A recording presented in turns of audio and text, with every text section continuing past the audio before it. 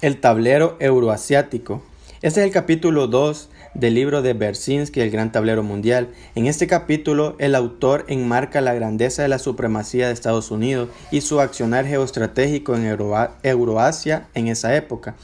En este capítulo podemos denotar que los valores que Estados Unidos busca defender en el mundo, valores como la libertad y la democracia, son contrarios a los medios que utiliza, que son la guerra y la destrucción. Podemos determinar de que a pesar de que Estados Unidos no está en Euroasia geográficamente hablando, este va a denotar un gran interés por el dominio de la zona, un interés que utilizaría la democracia populista de esa época a través de maniobras, una diplomacia, un establecimiento de coaliciones o alianzas con estados dentro de la zona, la cooptación que ellos denominan y un despliegue deliberado de los propios recursos políticos, en el cual Estados Unidos otorgaría intereses geopolíticos dentro de la zona que van más allá acerca de las premisas de la teoría de Mackinder, aplicados a que la potencia que domine Euroasia podría controlar 2 de las 3 regiones del mundo más avanzadas y económicamente más productivas, teoría que aplicaría a una subordinación de África y se vuelven periféricas las Américas y Oceanía. En pocas palabras, se lograría un control mundial. Otro de los intereses dentro de Euroasia es de que alrededor del 75% de la población vive en esta zona. También existe un 60% del Producto Nacional Bruto dentro de esta zona de manera mundial y un alto nivel de recursos energéticos como los principales motores de dominio que busca Estados Unidos para controlar toda la zona. Existen también unos aspectos o intereses en factores de poder que son los que se sitúan en mayor parte de los estados políticamente activos y dinámicos dentro de la zona, países como Inglaterra, Alemania, España, Italia, y intereses de poder que van más allá de un armamento militar, es decir, unas potencias nucleares reconocidas como India, Ucrania o el Reino Unido, que son intereses en el cual Estados Unidos busca controlarlos y tenerlos al margen para llevar un control mundial. El juego de poder. Eurasia sigue siendo el tablero donde la lucha por la supremacía sigue jugándose. En este tablero podemos encontrar jugadores centrales, consideradas regiones densamente pobladas, organizadas en estados poderosos, en el que la influencia estadounidense se despliega directamente. Además, en el territorio del Lejano Oriente se ubican estados cada vez más poderosos e independientes, pero en su misma península se ubica una base del poder estadounidense.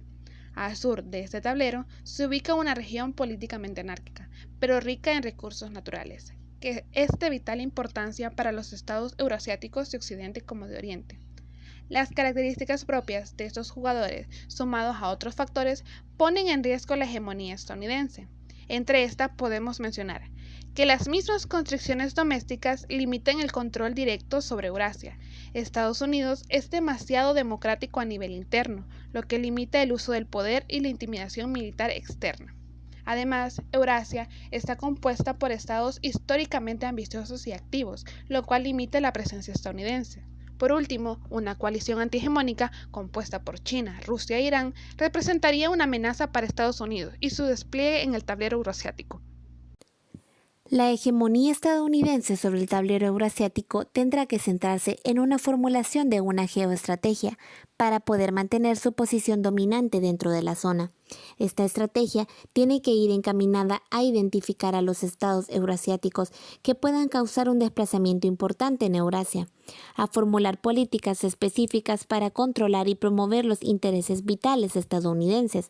Estas políticas tienen que ir en el sentido de poder desviar, coaptar o controlar a estos estados para preservar y promover los intereses estadounidenses dentro de la región. Es importante identificar a los jugadores geoestratégicos. Estos son Francia, Alemania, China, Rusia e India. Los jugadores geoestratégicos son estados activos que tienen la voluntad de poder ejercer influencia más allá de sus fronteras para alterar en medida de lo posible y poder frenar los intereses estadounidenses. Francia y Alemania resultan muy importantes, ya que se consideran a sí mismos con el derecho a representar los intereses europeos y tienen la visión de una Europa unida. China representa un poder regional significativo y susceptible de poder albergar mayores aspiraciones, dada su historia y su concepción del Estado chino como el centro del mundo.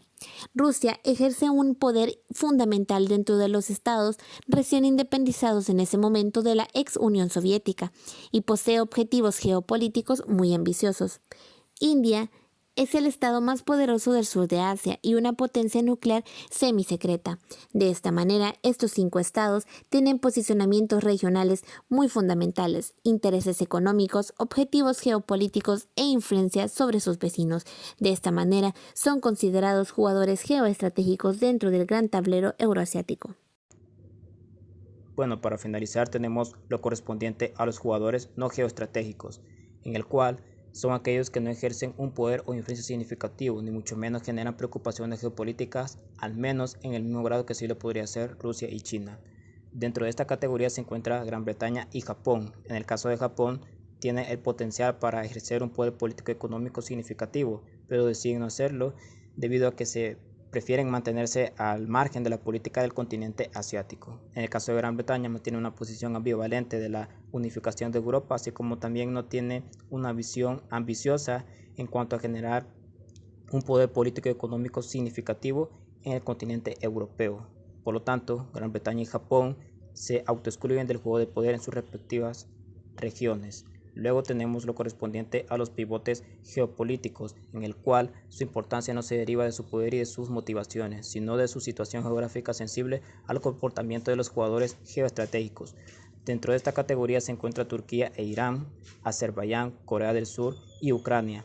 Ucrania transforma que Rusia sin Ucrania dejaría de ser una potencia euroasiática y se convertiría predominantemente asiático, atraído a ser susceptible de conflictos con Asia Central. Con respecto a Corea del Sur, para Estados Unidos su vinculación es muy importante, ya que le permitiría mantener presencia militar en la península coreana y impediría de que Japón se convirtiera en una potencia militar sin tener presencia directa en su territorio. En el caso de Azerbaiyán, que tiene grandes recursos energéticos y por lo cual controla parte de las riquezas del Mar Caspio y Asia Central.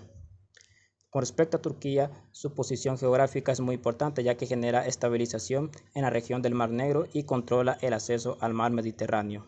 Con respecto a Irán, su posición geográfica estabiliza en el marco de la diversidad política Asia Central. Bueno, esta sería nuestra presentación. Muchas gracias.